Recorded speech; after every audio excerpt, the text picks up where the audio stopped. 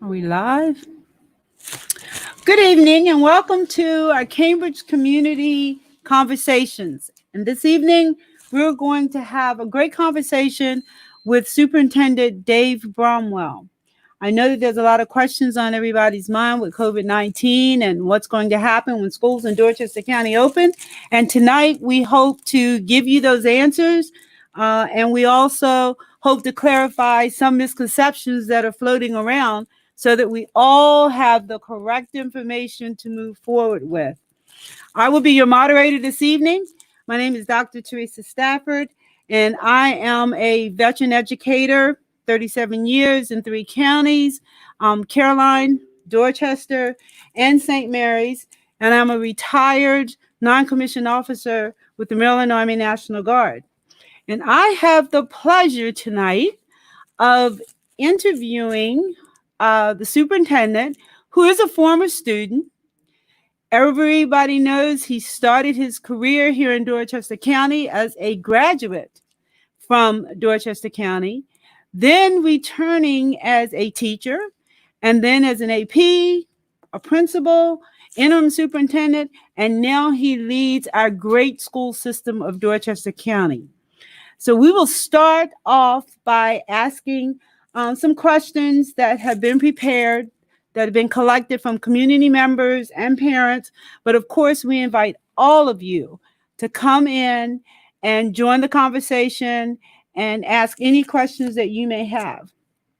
One of the questions on everybody's mind, Mr. Bromwell, is about school opening. Would you talk to us a little bit about what the plans are for school openings in Dorchester County in the coming school year 2021? Dr. Lee, the WHCP staff, one of our graduates at CSD, Julian, thanks for having us. I think this is a great platform for us to get to various questions and concerns. And of all things, Dr. Lee and Dr. Stafford, you were both principals. Dealing with a pandemic, this is a new thing on everyone's plate. And what we've done is, I don't necessarily think it caught us off guard back in March. I think there was some anticipation, but I don't think we were used to, certainly in the last 100 years, that it could be this in depth on what it would do to our community, our country, and the world. And now we're into our summer, and the Maryland State Department of Education had us follow a reopening to recovery plan. So basically, how were we going to reopen? And they put a bunch of guidelines together. And back at it was right around the second week in June, we put together a 41-member committee. And this committee pretty much had everyone from the healthcare providers to parents to teachers to union representation, principals. We actually had 3 principals that ran 3 different parts of the committees that we branched into, because this is such a big thing that's happening. And, we had a taste of phase 1 that Governor Hogan put us in, which was basically, you're going to go home. Dr. Salmon put us there. You're going to go home. You're going to stay there. You're going to do continuity of learning as best you can, because obviously different counties had different resources than Dorchester County had. And then when we got to right in that June area, and the state's data was looking good, I think, for all the safety precautions we put in place, this recovery plan, reopening plan had to be discussed. And we divided ourselves into 3 committees. And I brought some notes here to make sure I don't forget anything, to make sure everything's clear. So we have one committee that was involved with just safety. And I know that's one of the committee or the questions that you have on there. How are we going to keep our kids safe? And that involved just the health pieces that are involved with our students and our staff. And a lot of times we think of staff as our teachers. Well, it better be the bus drivers. How are we going to get our students to school, home? There's times that they're moved about the county during the school day. They need to be, kept safe. We have all our custodians that we already know. We've already asked them. They've done an awesome job since March with what we've asked them to do about keeping things safe. That at times was, it might get taken care of at night, but it was definitely taken care of by the end of the week. Now we're doing it 1, 2, 3, 5 times a day, especially high touch areas. So that's very different. PPE procedures. I know Dr. Lee and yourself, you never talked about in school, hey, where are we at on the rubber gloves? Where are we at on face masks, face shields, and all? Well, we're having that discussion now. And at 31 years in, I never would have thought we would have had that discussion because we need to keep everyone safe. And one of the things that concerned us the most, and we all came in here to WHCP and we had our mask on, is, the amount of interaction that takes place with a teacher, principals, administrators, guidance counselors, from our pre-K students all the way up to our 12th grade students, and they don't see facial expressions, though they would all be hidden. So we're working on clear shields for them to keep them safe. But we're exploring everything. It's amazing the type of vendors that come out that want to help school systems out because we know we have to get our students back to school. Screening procedures. How are we going to get the students on the bus safely and then enter the school safely? What happens if someone suddenly has a fever, whether it's an adult, an employee, or a student, or multiple students? What will we do? The open date. Do we really think we could go into our normal opening date? And up to 48 hours ago, I would have said absolutely. We're sticking to it with the August 31st opening for our first graders, our sixth graders, our ninth graders. And then September 1st, we'd have everyone coming back to school. And then the following day on September 2nd, then we get into our pre-K kids. So our plan was moving forward. But if you're following the news, if you followed the governor's press conference today, there's a little bit of doubt on that. We've had 6 counties in the state of Maryland, plus Arlington, Virginia, that have chosen and asked the state that we want to be totally virtual on the first half of the year. I know, Dr. Stafford knows, and I'm pretty sure Dr. Lee knows that the people in Dorchester County want our kids to come back. And overall, our teachers do. And the question becomes out of that committee, how can we get them back and get everyone back safely? So that was the safety committee. And then, of course, the instruction committee is a key component. With all these little barriers, how are we going to be successful with our students in pushing instruction out? And keeping in mind that they haven't been in school since March 13th. And then when you include the summer, if they haven't been doing virtual summer school, they're going to be approaching 6 months where they haven't been in an instructional setting. What does that look like? What does the trauma and the differences involved with that on how students would be in class? The other piece the instructional group was talking about is how can we come back depending on what phase we're in? What kind of technology do we need to make this happen? Because, and everybody in the county knows, we were not a one-on-one device county when this whole pandemic took place. And that's a big thing when your neighbor like Talbot is one-on-one device, and they were able to adapt pretty quickly. So that's our instructional group. How are we going to work with those students who have been out for 5 months, going on 6? So they were tasked to deal with that task on what they would do. And then on the third component was the operations team that would include transportation, food service, because I don't think a lot of people know that, we were doing meals with our students out, but we've continued them throughout the summer. And if we were only to bring, and I'm sure we'll get to it at some point, a portion of our students back to school, what will we do with the kids not in school? Would we be able to continue to feed them? So they've been involved with that task. Social distancing guidelines. Dr. Stafford, Dr. Lee, the majority of our listeners know our schools are very different. You know, you have the $47 million new high school that's state of the art. But the school you taught in, Dr. Stafford, at Cambridge South, it's very different. And if you can find a 90-degree angle in that building, you're finding something. We have quite a few elementary schools that are still having that open space concept. So how would they look different than Chop Tank Elementary School that have single classrooms? You know, how are students going to move about the building? You know, how are we going to teach them about walking about the building and keeping distance? How would our kids go to different classes, or should they stay in the same class? Should the music teacher come visit them in elementary school versus go to the music room? All those questions that group was working on.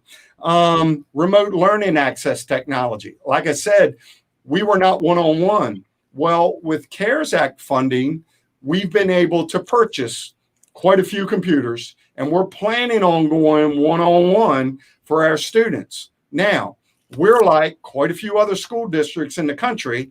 We ordered them. Some ordered in April, some ordered in May, some ordered in June like we did. And, you know, with everyone ordering devices throughout the country, the question is, are we going to get them in time for when we open up?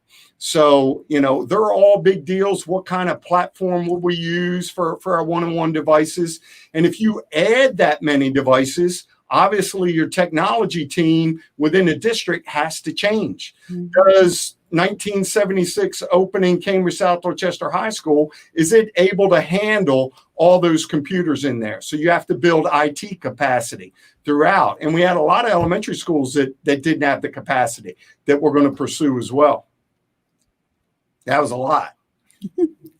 Okay. So with your plan that you just described, is it an anticipation that school will open physically for kids to go back to school in August, or is that still a wait and see? Well, I think it's a wait and see. I think if you asked me, and again, if you ask the community, you know, Dorchester County Public Schools, we're going back to school in some kind of fashion. Our teachers are contracted for 37 and a half hours. They're going to teach for 37 and a half hours. You know, because of the learning platform we had in March, when we come back, we're going to do something different. And there's going to be a plan to address that. And our kids need us. And I think teachers would say that. I know the parents that have been homeschooling their kids since March would say that. But with all that in play, like I said, the last 48 hours, I think our plan was as rock solid as anyone, even though there's some individual differences with the local counties. But with that being said, you know, when six of your largest counties request to the state that they want to go virtual for the first half of the year, my mouth's open because I'm kind of like, they just asked that, you know, because I'm on the superintendent's conference calls with the state superintendent, and we had no inkling of this, especially the Eastern Shore superintendents. And it kind of shocked us. I mean, we have our little text message group that we talk to each other, and we're like, did you all know this? Did you know this, that they were going to do this? And it's surprising. So what the governor did announce today was there was going to be a press conference next week by Dr. Salmon. I have a superintendent's call this Friday morning. I'm pretty sure she's going to be on it. She's going to be talking to us about what's transcribed this week, what's come out, and you know, next steps. I have what's called an ESMEC meeting tomorrow, which involves all the Eastern Shore superintendents, because we try to stick together because we're small school districts. And if we don't stick together, you know, as the Eastern Shore 8, which includes Cecil County, we could get overrun by the larger school districts. So we do try to stick together, but we also try to keep our individual differences on what our communities want. You know, what Worcester County wants, with that 7-mile stretch of Ocean City and all of that would look totally different. I think Somerset and ourselves are very similar, as well as Caroline County. You worked in Caroline County, Dr. Stafford, so you know the similarities there. Yes. And, that's kind of where we are, and we'll see how this evolves. One of the things we did that I was real proud of in the spring is we didn't rush to make decisions. I told all the Dorchester County Public Schools staff that let this play out. We're only 2 weeks in the pandemic, or we're only 4 weeks in. Let's see where this goes before we make decisions on graduation and what we're doing with grading systems and all that kind of stuff. So I think that worked to our benefit in the Eastern Shores community's benefit, because we all kind of stuck to that. And I'm kind of doing that right now. I do want to say, like Thursday when we had our board meeting, and at that afternoon before the board meeting, we actually had the committee chairs present all the work they've done over the last month. And as superintendent, I was like, you know what, we have time for me to tell the board members, because just like you asked, what is Dorchester County Public School going to do? And we put together a quick PowerPoint, and I knew with the live streaming, it's quite possible there's the savvy technology community that we have are going to screenshot it, and they're going to talk about it. They're going to create questions. And while I didn't like some of the questions, I did kind of like the questions, because it led us to, I knew you and I and WHCP was going to provide us with this platform where we could start getting them out, get the questions out, and getting things started to, hey, you're starting to hear things now, Dorchester County. Is this what you truly want?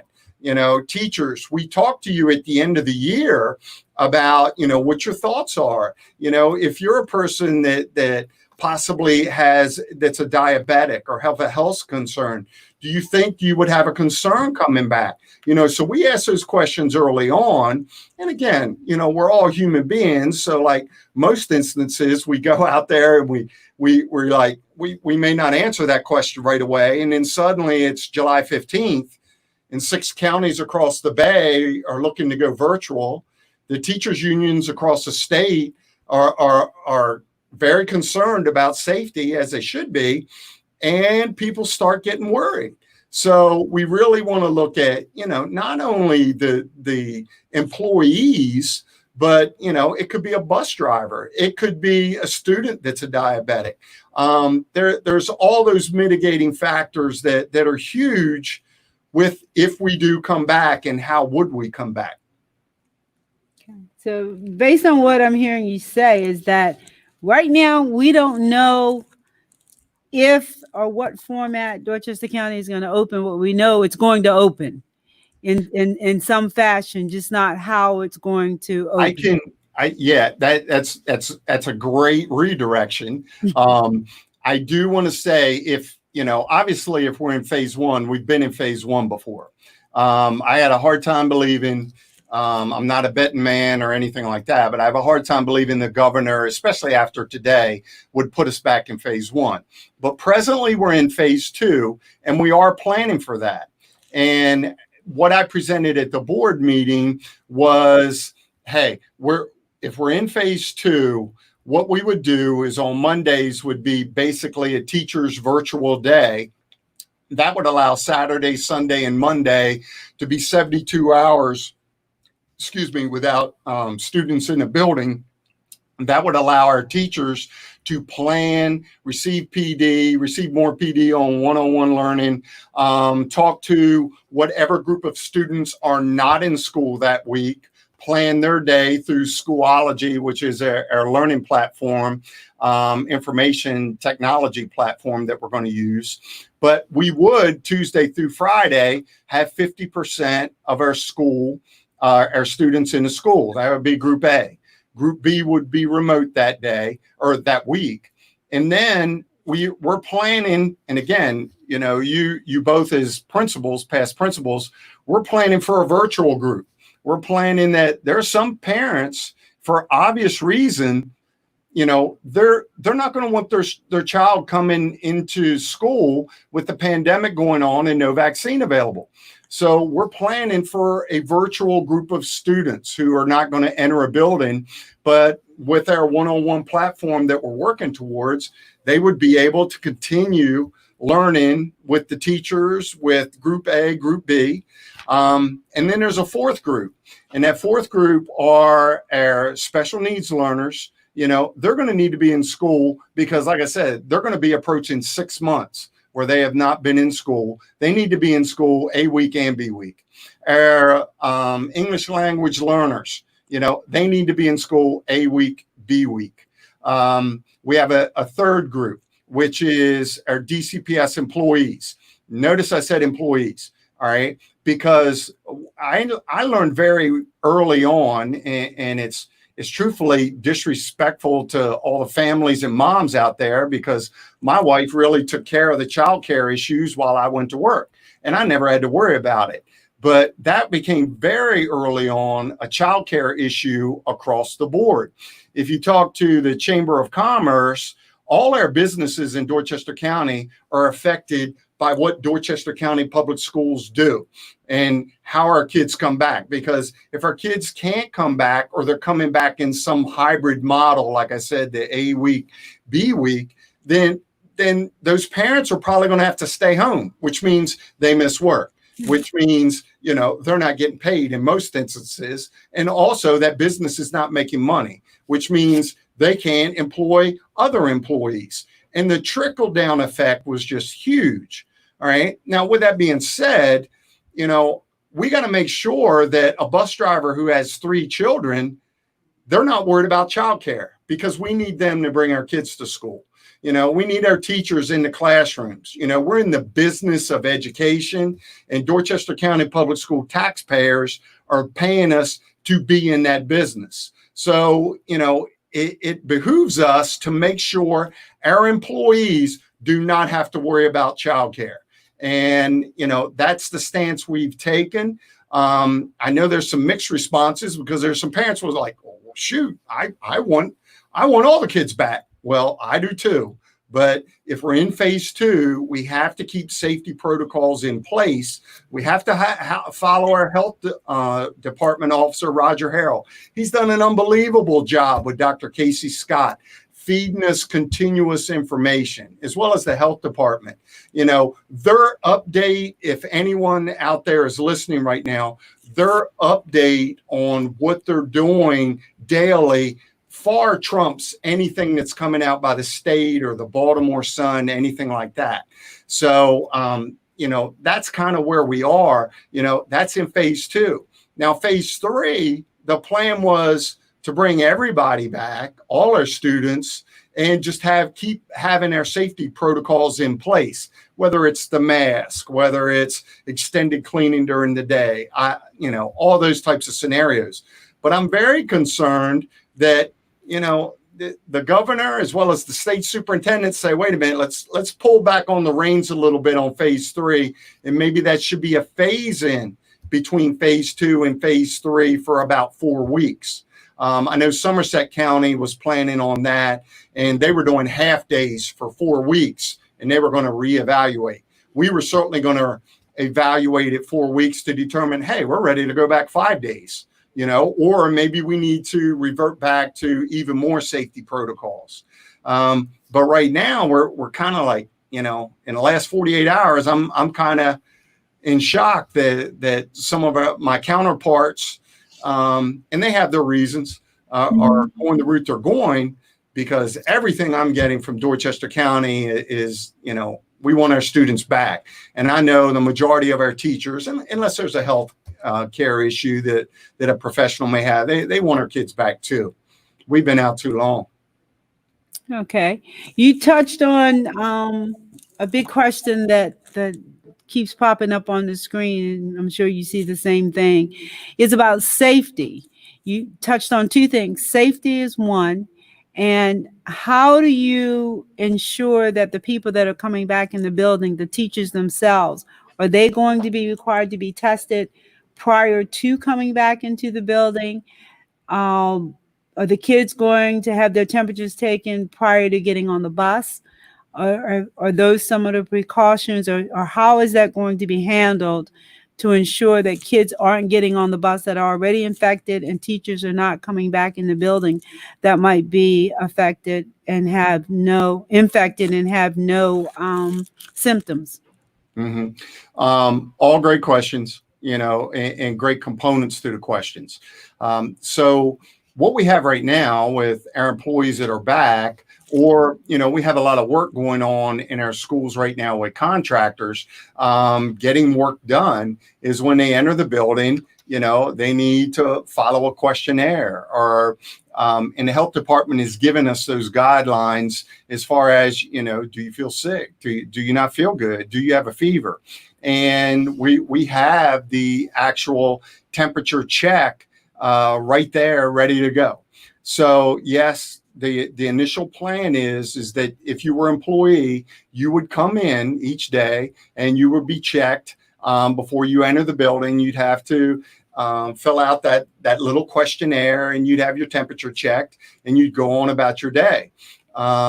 It's been a great question, and a lot of consternation across the state that, should you test the kids before they get on the bus versus test them before they get into school?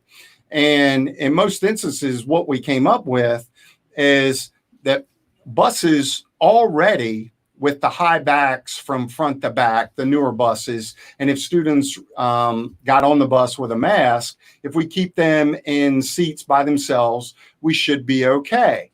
And then once they came to school, we would have them enter the building by being checked with their temperature. We're real concerned about that because when we go back to school August 31st, it's going to be hot like August. The buses are going to be hot. So you're going to get false readings. They're all things we're working through right now. Roger Harrell and I even talked about, do we rely on our parents a little bit more when it comes to letting us know more information? Because I think when I talked about the WHCP platform that they provided for us in this conversation, that, we need to communicate more. And, I'll be the first one to tell you that, when my student or my child was going to school, and I still have one in school, and he's got the sniffles or something, I would say, suck it up. Well, at this point, you can't say that, because we got to be concerned about all children and all professional staff throughout. The more we talked about the buses, we talked about masks, no masks, how many can we put on there? All the students are already at a bus stop in quite a few areas, unless you're being picked up at your house. So they're all going to be students, and they're all going to be typical kids, and they're going to talk to each other. They're going to laugh. They're going to text each other while they're waiting for the bus to arrive. So for us to have staff members out there at every bus stop, it just can't happen. I don't know if you want me to address this question that's on here now, Dr. Yes, go ahead, please. Okay. So the original question came up early on about how do you social distance on a school bus? And every one of the superintendents asked the same thing. How are we going to do this? And, probably one of the first counties to say, look, I got a drop dead number, and this number is 24. And that is half of, what a 77, a 58 passenger bus, that's kind of half, 48 passenger bus. We were looking at half. And the reason we would look at half is we can't have buses running from 4:00 in the morning all the way to 11 o'clock at night. And we're still abiding by the 7.5 hour teacher's contract. We just couldn't get kids to school enough if we really went with 6 foot. And what we found out from a lot of counties is they were like, hey, if we do the 6 foot thing all the way around this bus, we're going to get 12 students on the bus.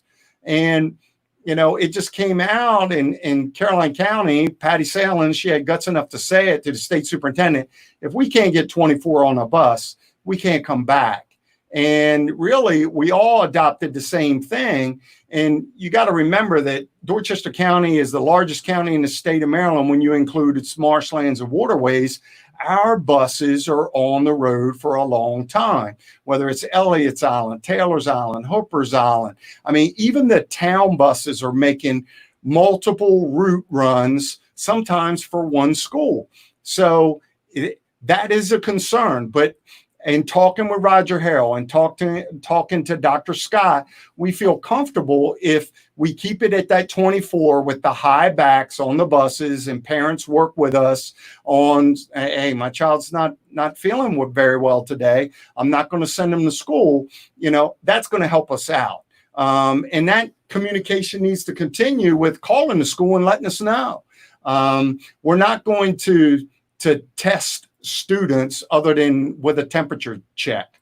I think everyone's found out, even though we've increased our COVID testing more than anything across the state of Maryland. But on the flip side of that, having testing available, I mean, it's all they can do for the $1 billion NBA, baseball, NFL to get testing for their $1 billion corporations just for their athletes. So how are we going to do 4,700 students and the 700 employees and do all that, before 12 o'clock? And then at some point in there, you'd have to do instruction. So all those are major factors and great questions. And that leads right into the next question about instruction.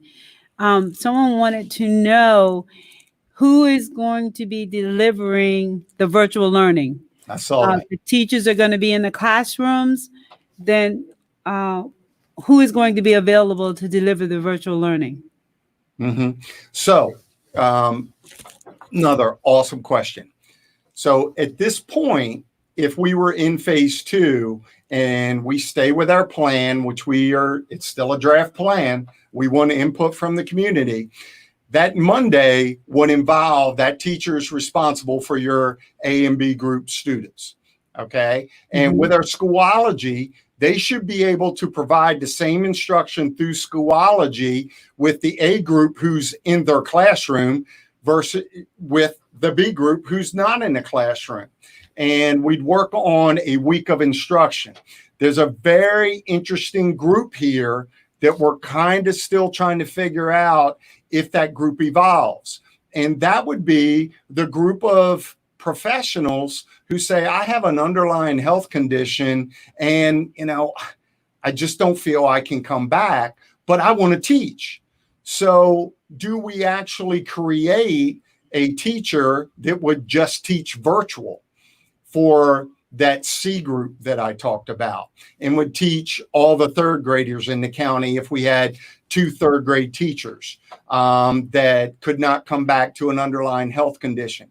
That is something we're still working out because we really don't have that number from our employees. Like I said, we asked them when we ended our school year, but now that we're in the middle of the summer, some people have really thought about it.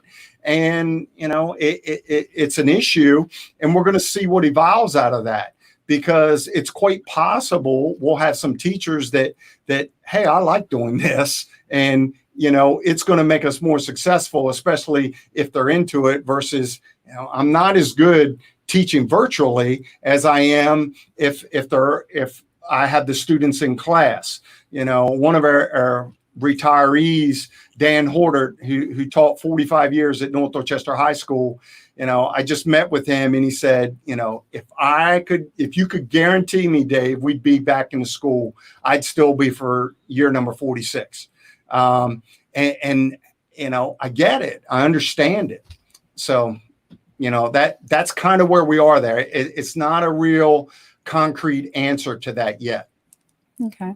Before you answer the question that's on the screen, another instructional question that I have is, when kids are not in school, and you talked about the fact that you may have the one-on-one devices available by the time you want to open school on August 31st, and you may not.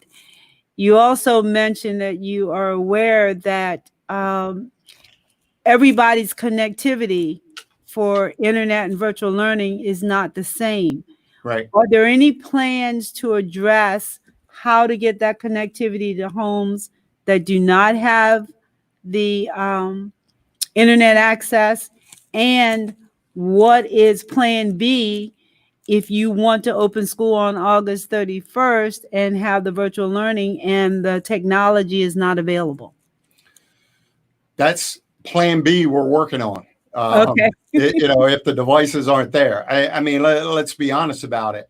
Now, interestingly, the talk about the connectivity, we're trying to expand that.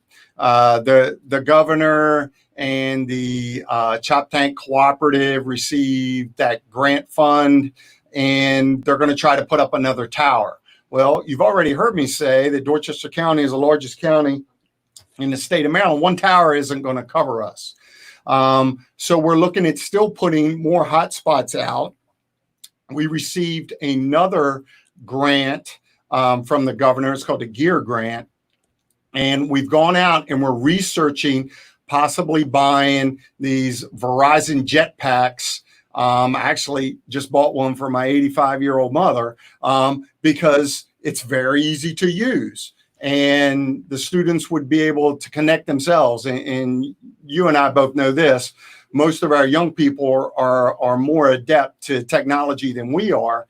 And it's possible we could use them. We actually use some of them for some of our teachers who are struggling with where they live in the county to stay in contact virtually with their school. So, yeah, we're working on it. We still have a long way to go, though. There's no question. And, if we don't have those devices come September, we're going to start working on that plan. And we need to start working on that plan like yesterday. But we're going to be working on it throughout the rest of this month. We just had another meeting with all the principals today to actually create questions very similar to what the community's putting out there now. And they're coming up so fast from everyone. I can't even read them all. Okay. But I want you to understand something. And Dr. Stafford, Dr. Lee, I know this is perfect for us because we're going to take all these, we're going to review them, and then take them back to the reopening committee and address them as best we can. Okay. There's several questions you can see popped up about options. Will parents have an option to not send their kid back and elect to have their kid either do homeschooling and or continue to do only virtual learning? Is that an option or not? Yes, that would be kind of in that phase 2, the C group, which we would also consider in phase 3. Interestingly, what you just pointed out, Dr. Stafford, is that we actually think, and in talking to the other superintendents, those traditional homeschool students are now going to be interested in public school if they have a virtual opportunity, because then they could have an opportunity to take their AP classes, all right, to be involved with that virtually. And truthfully, the higher education, we're seeing it right now, our college students are doing at least half of their classes. They started it last semester virtually. So it wouldn't be a surprise. Now, to you, myself, I'm not much into the virtual thing. I really want someone to stand in front of me and we work it out. We work in groups. I learn better that way. I'm a visual person, and just sitting in front of a computer and looking at a computer screen and maybe have 10 other kids or other students on there with me, that's not me.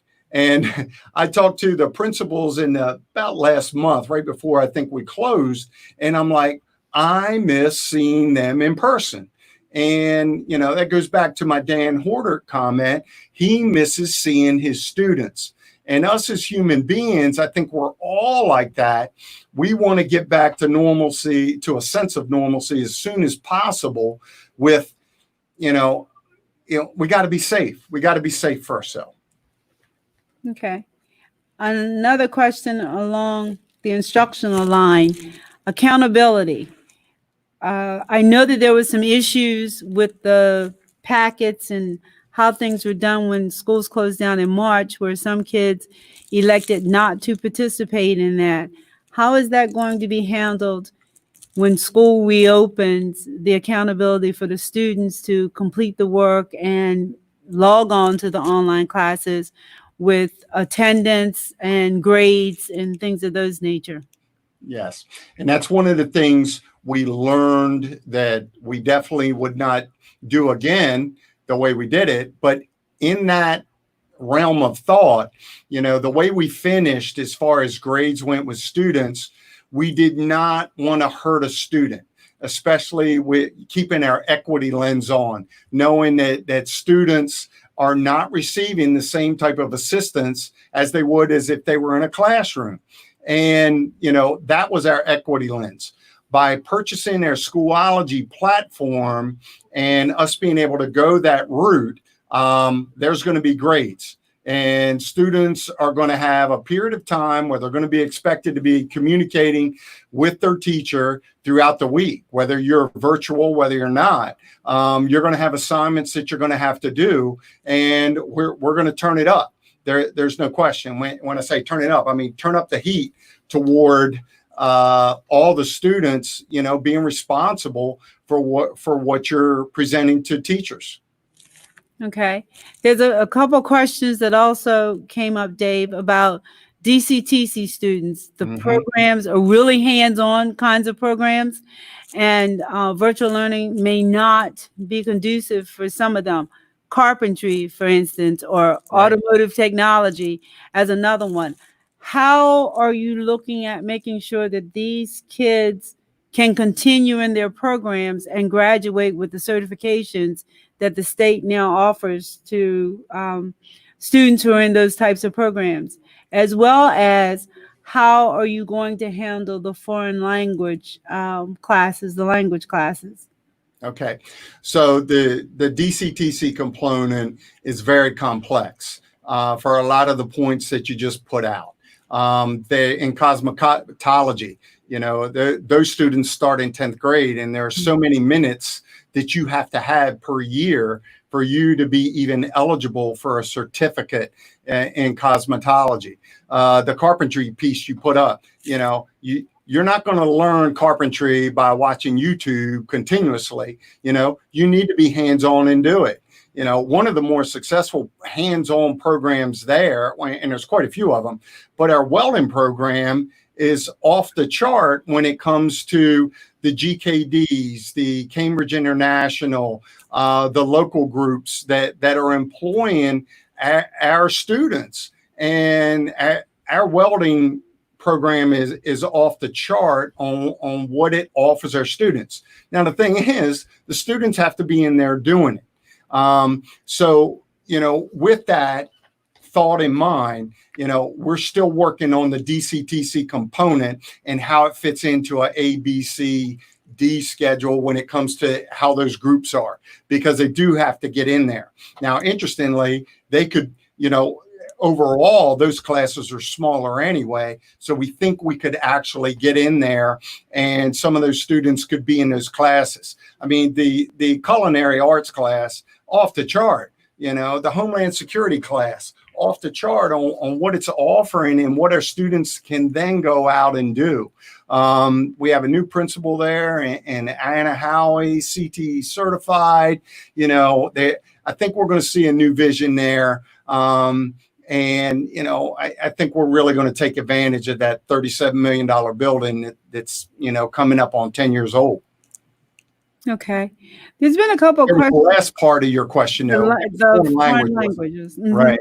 The foreign language piece we're looking at as still being in person, but we're also exploring some online services. Interestingly, across the country, a lot of school systems are going straight online classes with foreign language.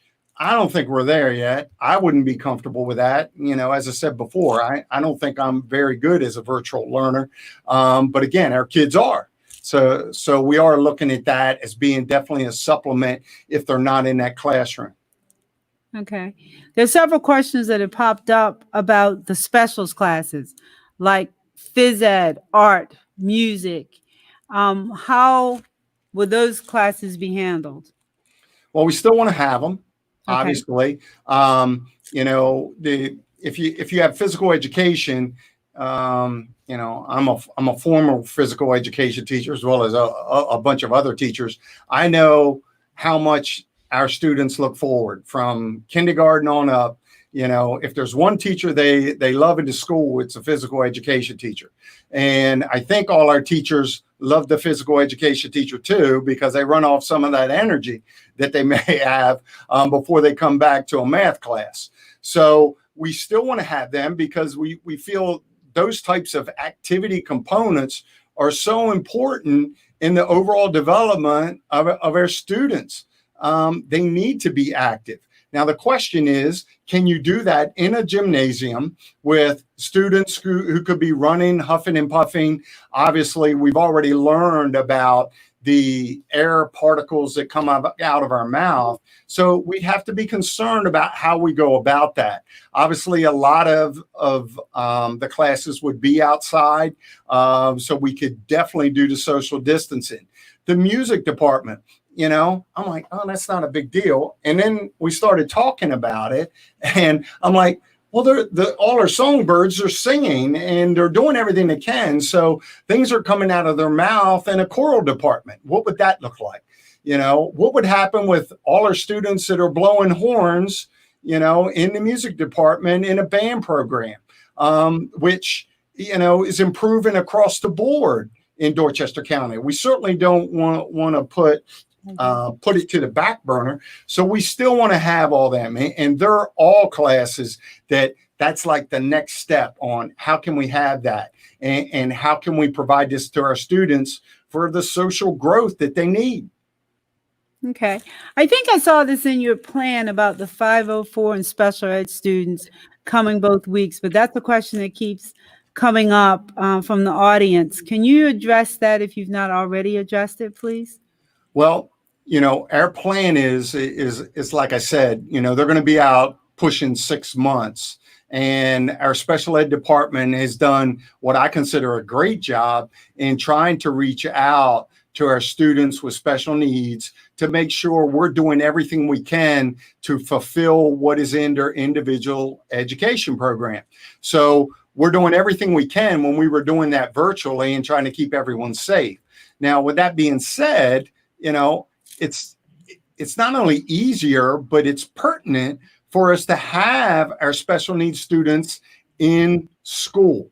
And we even toyed with possibly bringing some of our special education students back this summer, but we didn't think we were ready for that. So, we're definitely going to move toward getting our special needs students in the schools, unless they have a health concern. Obviously, we try to work around that so we can meet all their IEP needs.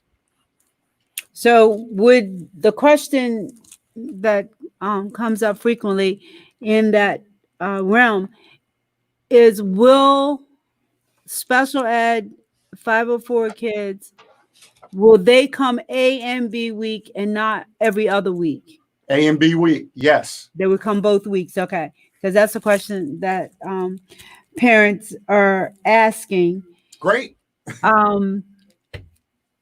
We're getting a lot of questions about, well, you guys are talking about all these big kids. Let's talk about some little kids for a while here. Okay. So some of the questions that came across the screen, one included, will the pre-kindergarten kids be included in the AB rotation? Yes. So they will be coming every week as well. Or every other week. Every other week. We need to make sure, like with our pre-K program, I mean, this could be like a kink in the ointment here that would bother us. Suppose we have several pre-K teachers that have health conditions. Would that change the size of our classes And would that mean we got to go straight A week, B week with our pre-K kids? There's no question in everyone's educational mind that's working with DCPS, we need to get our little kids back in school before we worry about the big kids, because we kind of handled that this past spring. When we went virtual with them, we were still able to get to the credit pieces, credit bearing classes. So we're certainly looking at our little kids. Hey, we got to get them back in. Now, with that being said, I'm also extremely concerned with a pre-K kid that, how are we really going to deal with the mask? You and I think, Dr. Stafford, you and I have talked about all our community that goes into Walmart and how they go in. Well, you and I could sit out there all night and see all the adults that aren't wearing masks properly. So how are we going to teach our pre-K kids to do that? And I'm working with Roger Harrell and Dr. Casey Scott on that, because we don't know, and not only just the safety part of that, what kind of trauma does that create with our small students that, suddenly they're going to school and they're wearing a mask? Are they truly going to understand all the ramifications of why, even though we're going to go out of our way to try to explain it to them? That's a tough one. Okay. There's a few questions that came up on the screen about sports. Will there be any fall sports? And if not, will sports such as swimming and soccer be allowed to take place in the fall? Right. So we've been told that part of our recovery plan, we need to put a athletic team together, almost like its own little committee on how we would start to reintroduce athletics into our school system. And actually this week was the hiring or the attempt or the interviews for a hiring of an athletic supervisor. So we were kind of on hold for that. But I kind of want everyone to think about it this way. If six of the largest counties across the state of Maryland are asking to go virtual, several local counties on the shore are not allowing students even back in buildings in weight rooms to work out. I'm talking about having a bus to get students to school of about 24 on a 48 passenger bus. How can a football team go to a football game without needing 5 to 6 buses?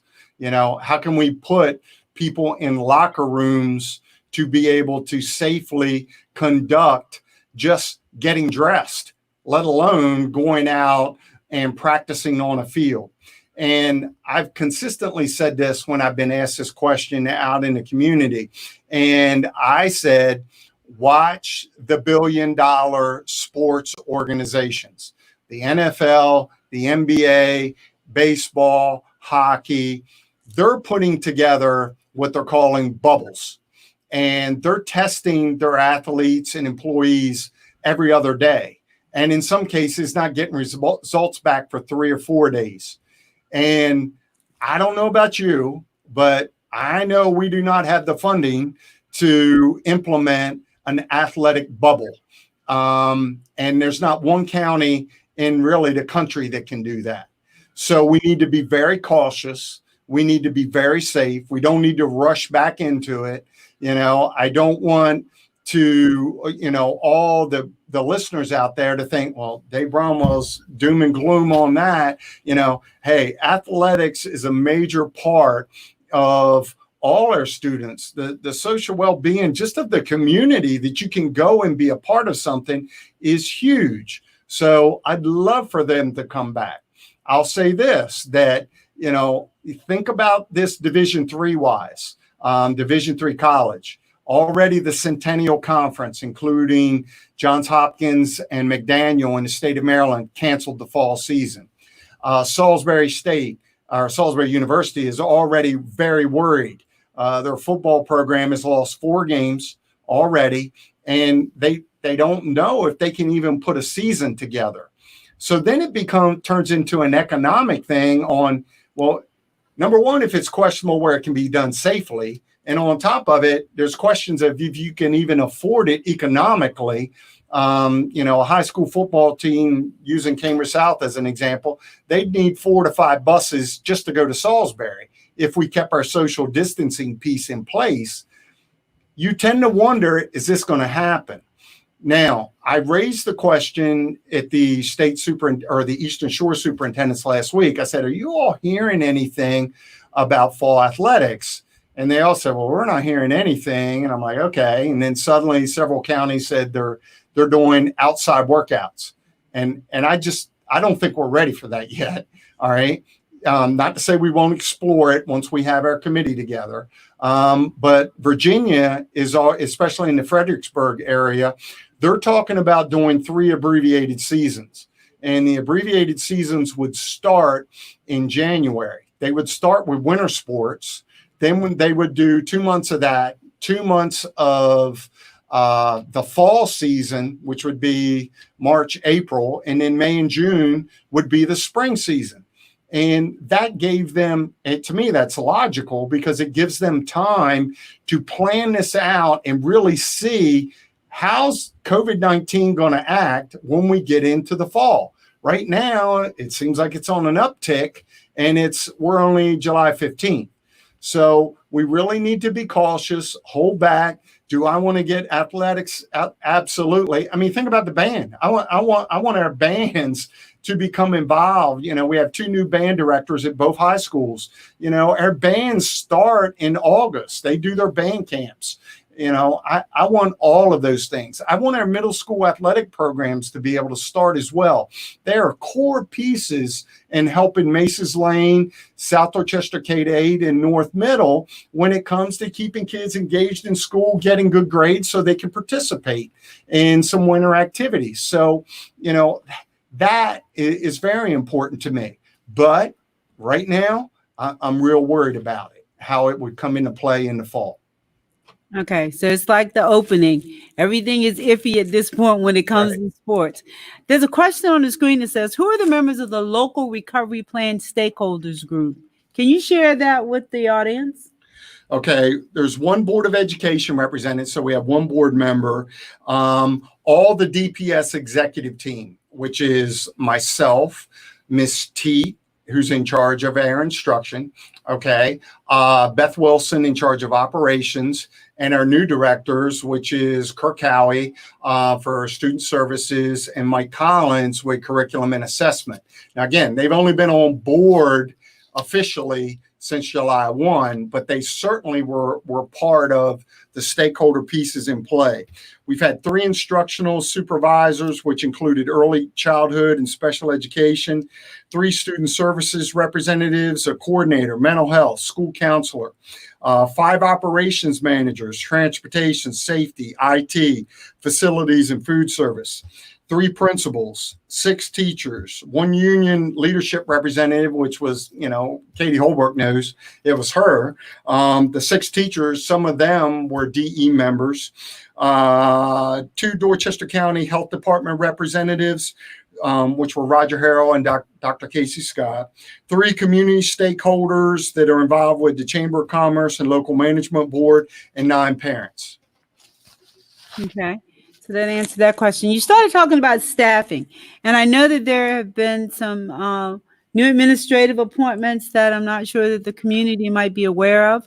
Do you want to talk a little bit about those new administrative appointments at some of our schools? I can talk about it a little bit. I really, part of my thing about communication is, I've kind of vetted it out to my executive team as well as the principals. You're in charge of that school, and I really don't want it as Dave Bromwell, the superintendent. He's the one talking about us. I'll say this. I've released a press release. I do it at every board meeting when it comes to administrative appointments. Mm-hmm. I am super confident in the people that are in charge as principals, that we've made some pretty good choices for some very obvious reasons on where their strengths lies professionally, as well as what our community wants. So I kind of want to leave it there. I want to make sure that our principals are reaching out to our communities and are part of those stakeholders. So the stakeholders, they're being introduced, they're sending out letters to their staffs, and they're sending out letters to the community that, hey, I'm the new principal at North Dorchester High School, and this is what I'm all about. So, I really want to be cautious with that, because I don't want to take away my beliefs as to let them lead, because we have some really good leaders, and we have some new leaders that have been brought up in Dorchester County by and large, and we built administrators out of them. I'm proud of that, because they've heard from people like you, Dr. Stafford, and our community, and they've learned our community, and they're key components on whether we're going to be successful or not. Okay. There's some questions that are coming up again about safety. And one of the questions asks, if there is a COVID-19 person infected in the school, how will the school personnel, as well as the community, the parents in that particular classroom or school, be notified? Right. And that, I knew that question was coming tonight. And here's where Roger Harrell and Dr. Casey Scott and I are, because we all agree we want to get our students back in school. Now, with that being said, there's no question that at some point a student is going to be positive, appear positive. The question becomes, when and where did that occur? So, example, if a student gets off the bus and we do our temperature check, and wait a minute, we got a yellow flag here. Let's hold on. Little Dave Bromwell's got a fever of 101, and we're not letting you in the building. We have a standby here. We're going to check on you. We're going to contact your parents. All those protocols are going to start being in place. Then we'd have to contract trace back to, who did little Dave Bromwell come in contact with this morning? Did he come with his parent and just got out of the car? Well, if he got out of the car, we shouldn't have to close school. But did little Dave Bromwell get off a bus that had 24 students on it? Half those students are in a third are in third grade, a third are in fourth grade, and the other third are in fifth grade at Chop Tank Elementary School. We have a problem, and part of that would be our communication, not only worried about little Dave Bromwell, but all the other people that came involved. And in that respect, we would be in contact with Roger, say, hey, Mr. Harrell, what do you think? We're kind of leaning toward, we probably need to close the school, notify all the parents, do a deep cleaning, and it would probably be a 3-day turnover before we decided on next steps, or in that 3 days. And it's so hard to, the question is so great and it's so important, but we're just not quite there yet. And that's kind of where I'm leaning toward, where the other counties across the Bay have said we need to go virtual, because we just don't have those concrete answers yet for every single thing. I actually saw one of the questions on the side where, a lot of these symptoms are like the common cold. Are we going to keep a kid out of school, when it looks like it could be the common cold? And, yes, we are, until that, I'm using little Dave Bromwell as the example, until little Dave Bromwell is cleared by his physician is not having COVID, and it was just the common cold. Absolutely. That would be the same thing with an employee. That would be if Dave Bromwell walked into the central office tomorrow and I had a temperature, I'm out, because I have to be cognizant of the other employees, keeping them safe, as well as any student I could come in contact with. Okay. I think that you've touched on this a little bit, but a lot of parents are really concerned about When are we going to know definitely what is going to happen? Because I have to make arrangements for daycare. You talked about the impact of parents not being able to go to work and those kinds of things. I know you don't have a crystal ball and you have no way of knowing an exact date of what is going to happen, other than school's going to start on August 31st. You're just not sure in what format. Do you have any idea of a time frame of when you will be making a definite decision, unless something happens in the state and we get shut down again?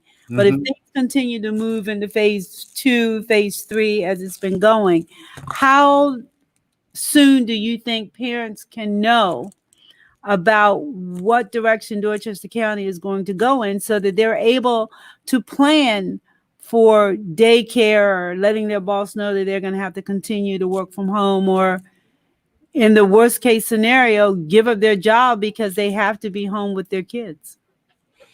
I mean, that is exactly why I felt it was pertinent last Thursday to do a quick PowerPoint slide to get it out. Even though I did not feel it was just the most awesome PowerPoint slide, I needed to let our board members know this is our plan.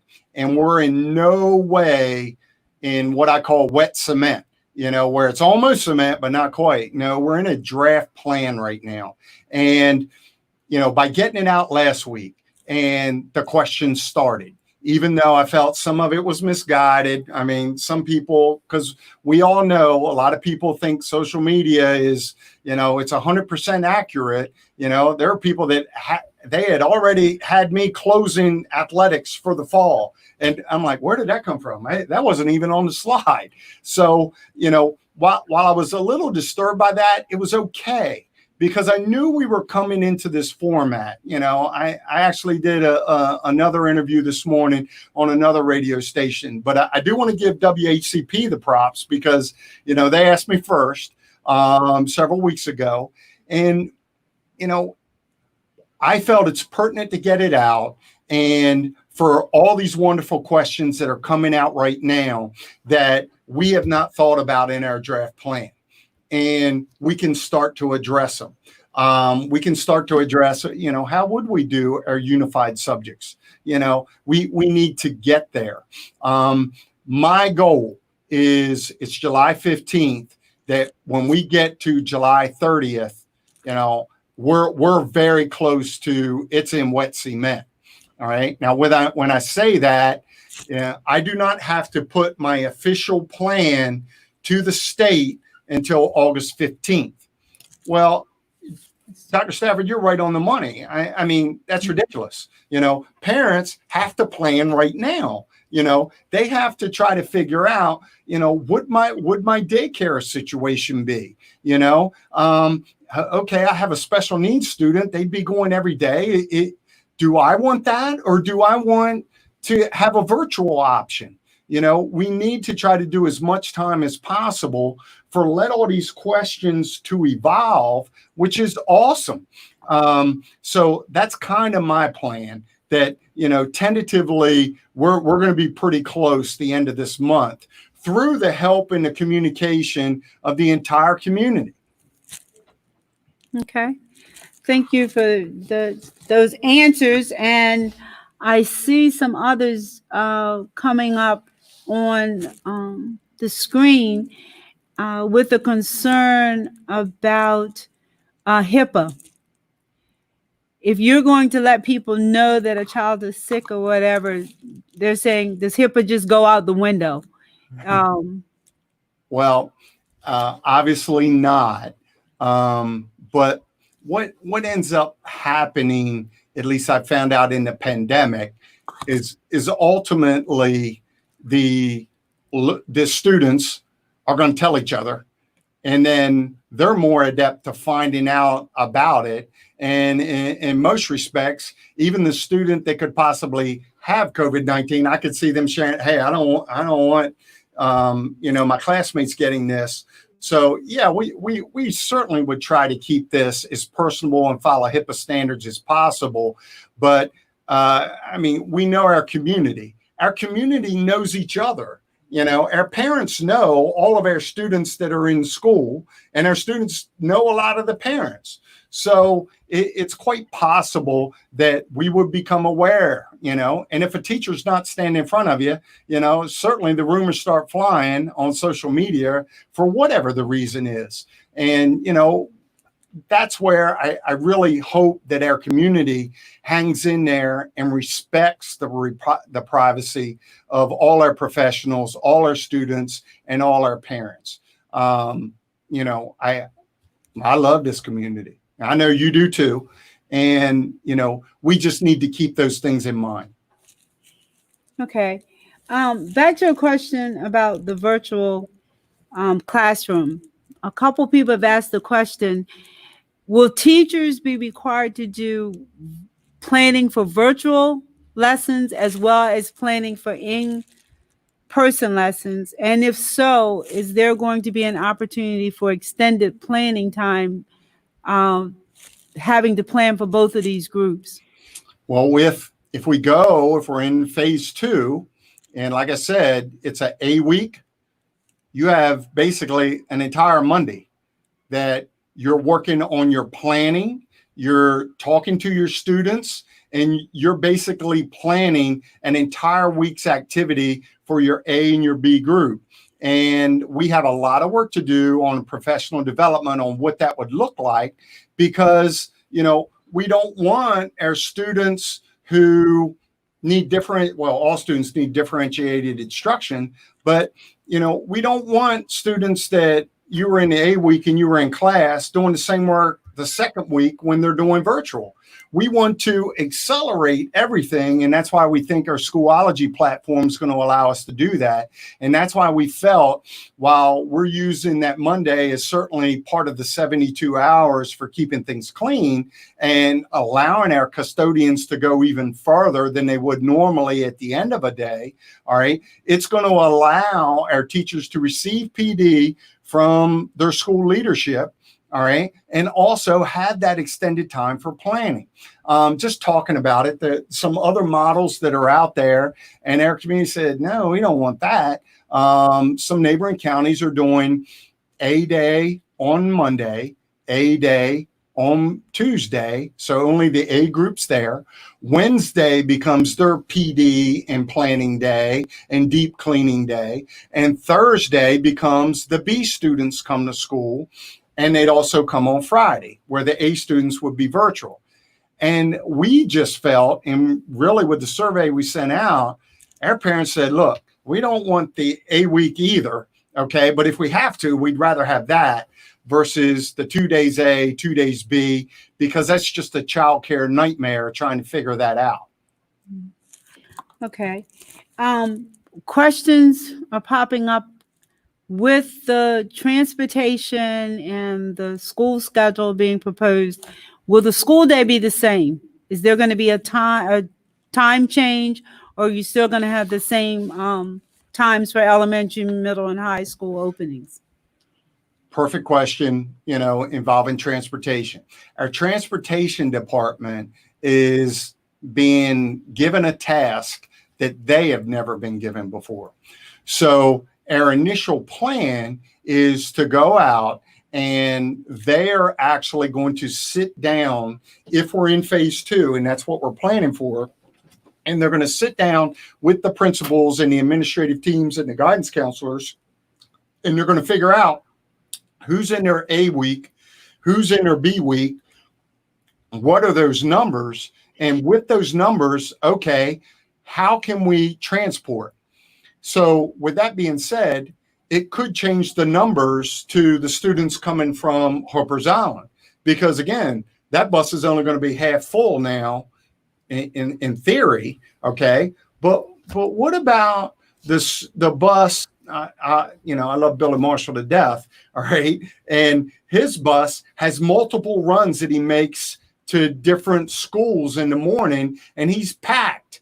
And when we split that bus in half, that's obviously going to change the times, because is he going to be quicker loading and unloading, Or is it actually going to take him longer because we're trying to remain, a lot more safe on the bus with, individual seats? This is where you sit. You could have Dave Bromwell's family, which could be a student in 3rd grade, 6th grade, and one in 9th grade.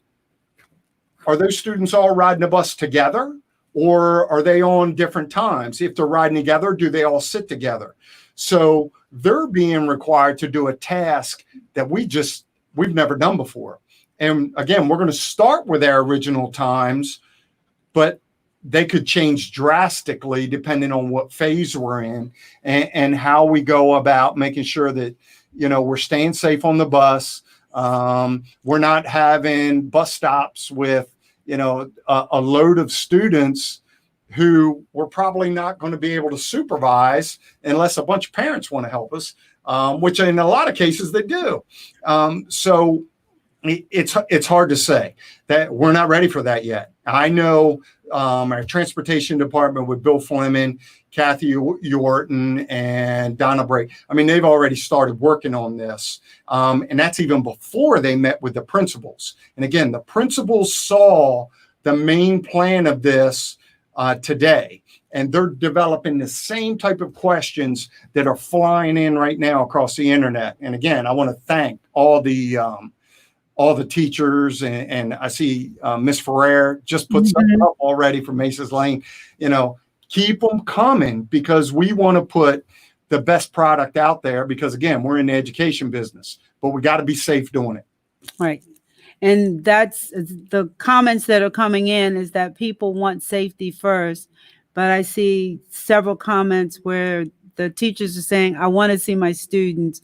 I want to be back. And you started the comment off, the session off, talking about teachers that want to see their students back in the classroom. There's a couple questions that came through about state testing. And I know this has gone longer than what was anticipated, but people keep sending sweating as much as I am, because I'm sweating. They want answers, and they're very grateful that they are being given this opportunity to hear about what the thoughts are, what's going into the planning, and things like that. So when it comes to assessments, has the state had any conversation about not doing state assessments for a year or a couple years, or are they planning to move forward and do testing? So when we were, another awesome question. So when we're in the spring, I'm meeting, like I told you, with the state superintendent and, the Maryland State Department of Education. She has all her executive team there.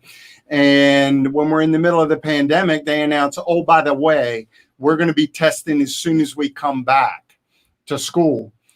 Well, I mean, we're all watching this virtually. We almost had a heart attack because, just like I said, our students have been out of school for 5 months, approaching 6.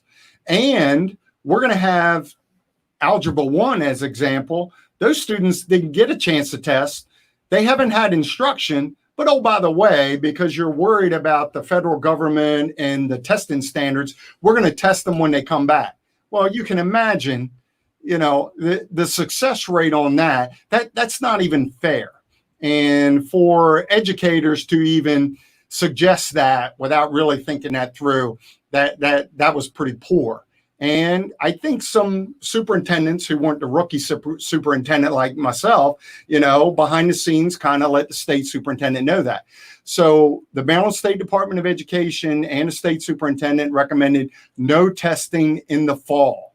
Now, with that being said, the instructional person that you are, Dr. Stafford, that leads the question, where are the kids going to come back? How are we going to know where they are? What have they sustained? What have they lost? So they're all the pieces of, we don't want to come back day one and start testing kids, but we have to very cautiously really see where students are. But we don't want to wait around either. We still have to move forward, and we have to find a way to accelerate their learning and get them caught up And that even includes our students with special needs or students that could be behind, 2 or 3 years in reading. We need to find a way, and maybe that turns into something that we haven't even planned for yet. I know you're involved with the Wyatt Foundation. We met with those wonderful people yesterday, and we started talking about some out-of-the-box thoughts. And again, when I say this, it's out of the box. It's not even a draft. But, what could we do if we came up with a 3rd grade program? What can we do to support the Empowerment Center and New Beginnings? And we have 1 Judy Center. Do we need 2 or 3 Judy Centers? Is that a way that, with funding, we can go out there and make that happen? And do we need to seek other Wyatt Foundation groups that are going to help us out? And then how can we, from that, let's say it's a 3-year-old program, okay, through New Beginnings, the Empowerment Center, pre-K, kindergarten, all the way up to 12th grade, can we make it uniform to make it all work and help all our kids through the equity lens? Okay. There's several people who are interested in the mental health component. We've seen a lot of data that says, or a lot of people talking, that tells us that the kids being out of school and being isolated are really going to be impacted with mental health. What kinds of things have been put in place, or that you're talking about or even thinking about putting in place to help the adjustment for kids coming back to school after being out, like you said, almost 6 months, and assessing their mental health as well as assessing their academics? Well, that leads into, I think, one of the questions you shared with me, a couple of days ago was where Kerwin was. And what we had this past year was what everyone kind of referred to as baby Kerwin. And it was like the initial rollout.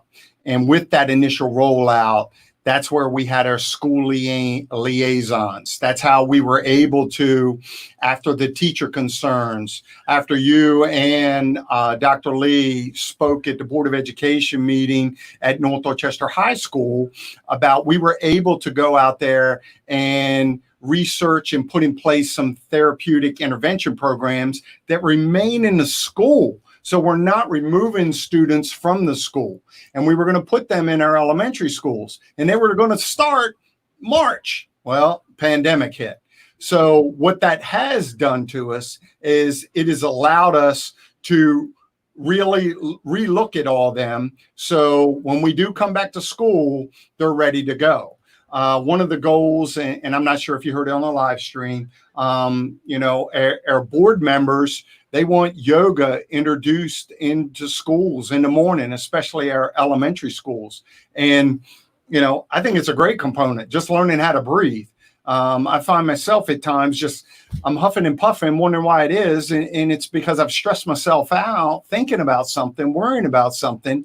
Well, we need to take that component and think about it, that our students that are coming in, from pre-K on up, they're bringing some baggage with them that we need to help them out. And whether it's a mental health component that starts early in the morning with a check and connect with a guidance counselor, with a teacher, with an hourly assistant, with a secretary, our students miss those relationships. And that's what we need to be assertive with when we do come back, because it's an extreme concern of mine. And, we not just think about our students, we need to think about our professionals as well, because there's teachers that have sent in comments, and I'm worried about them just as much, because we've been asking them to do something they've never done before since March. And they've, by and large, jumped in with both feet. They've learned about Schoolology virtually. They've learned about that. They've known we're going one-on-one devices. A lot of them are just learning about this A/B schedule right now for in phase 2. But the letter I sent to them at the end of the year, it wasn't something I got. It was actually a political figure down south.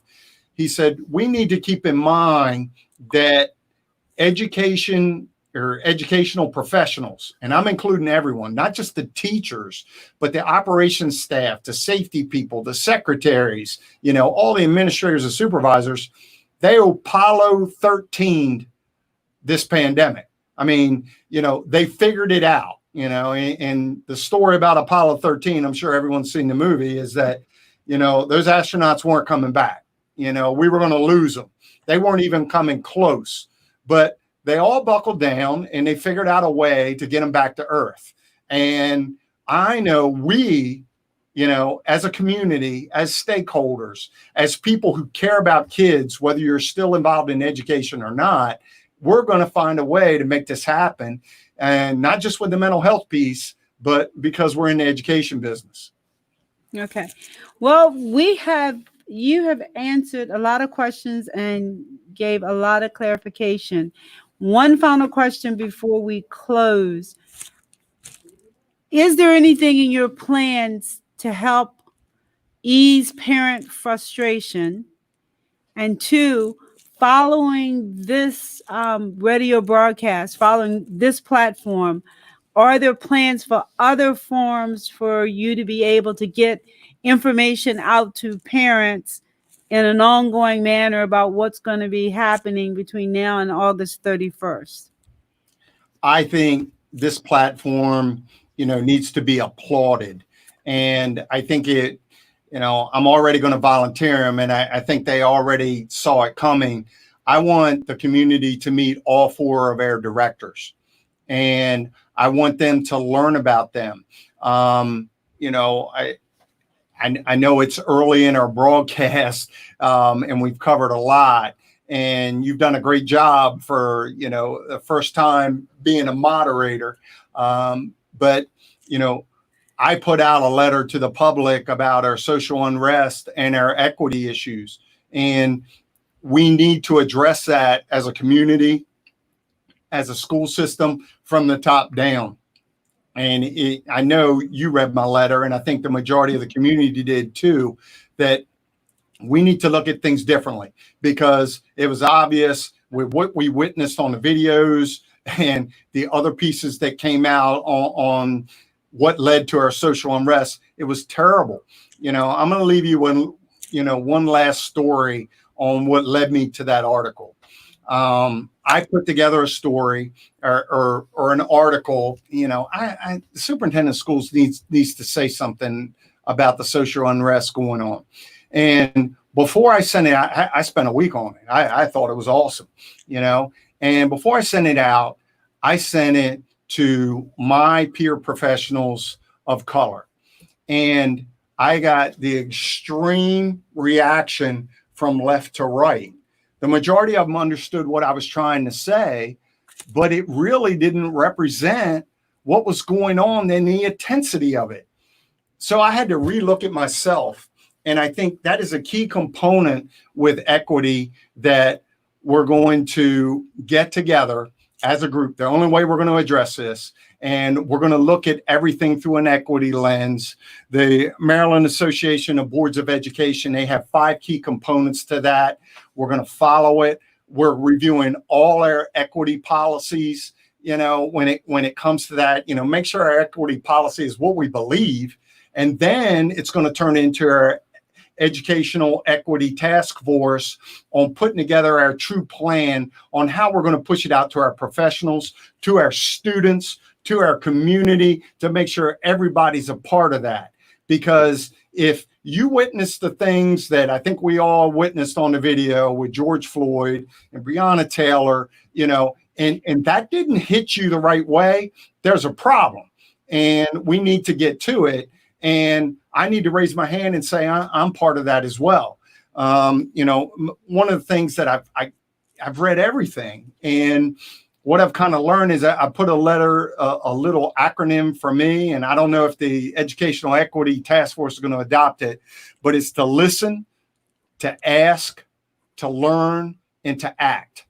And I think if we do that, looking through an equity lens, I think we're going to be on the right parts of it, and on the right track.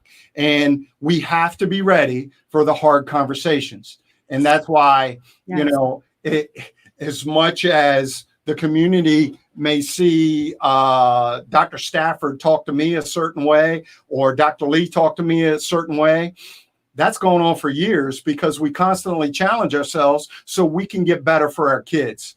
And until we look at that continuously throughout our school system and the community, we're always going to come up short. And, it's time for us to stop coming up short. And that's my belief. Well, I want to thank you, Mr. Bromwell, for this experience. And I think that the community as well is very grateful that you have included them in this process, that you've answered their questions, that you have a plan to continue, including the community. So I want to thank you, and I want to thank Dr. Lee for being our question analyst tonight.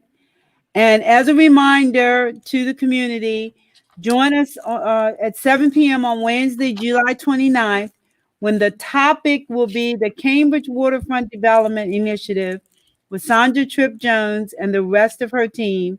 That's Wednesday, July 29th at 7 p.m.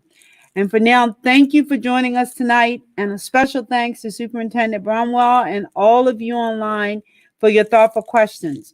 On behalf of WHCP, the Cambridge Association of Neighborhoods, the Dorchester Chamber of Commerce, and the Dorchester Banner, I am Dr. Theresa Stafford, and good night.